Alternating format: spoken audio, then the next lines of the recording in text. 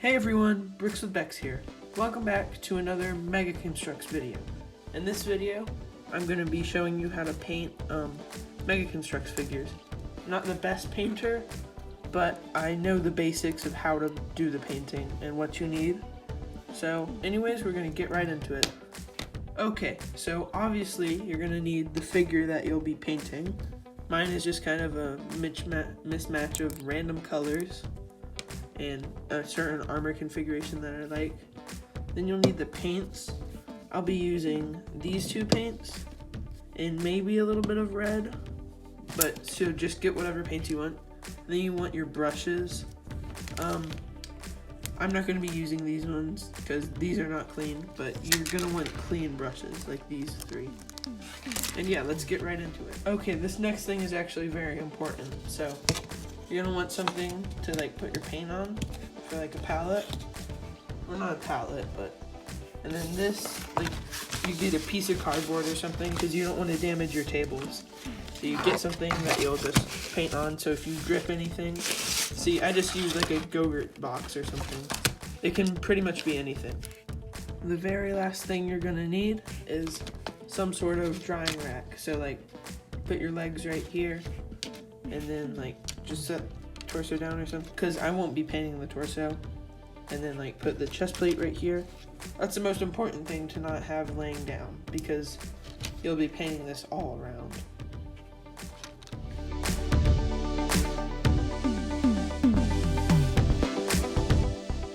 Okay, so whenever I paint my figures, I do very light coats. I do a first coat, try to cover as much as I can, then I let that dry, do a second coat, and right here in this video, I'm doing the first coat, but you're going to want to do several coats and cover up all the color from beneath it. I have seen some people spray paint their figures before doing that. I don't have spray paint, and I think this works just fine. It will take a little longer though, but yeah, you can spray paint the base if you want, but I just do several coats.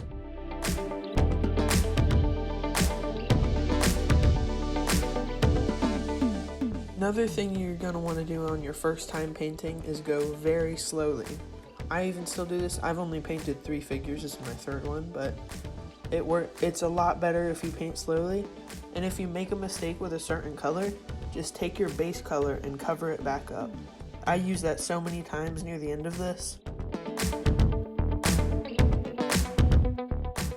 The last time I painted figures, I had a big problem with using way too much paint, so you're going to want to use very small amounts of paint, especially when you're doing little detail pieces, because you can ruin it.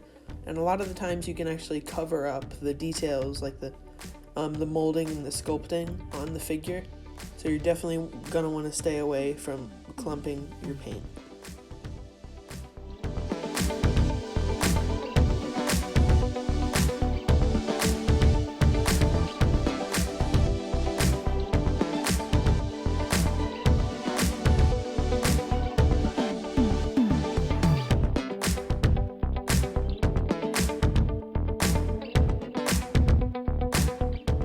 Okay, and here is my finished figure. So we've got our Spartan Commando with some red markings, and then blue dots.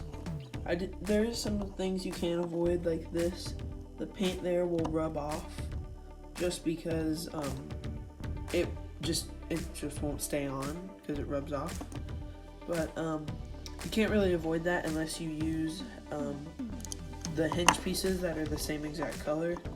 The same thing happens on the back of your figure, like right here. I didn't even bother painting it because I knew it was going to rub off, but you can make some really cool stuff by painting your figures.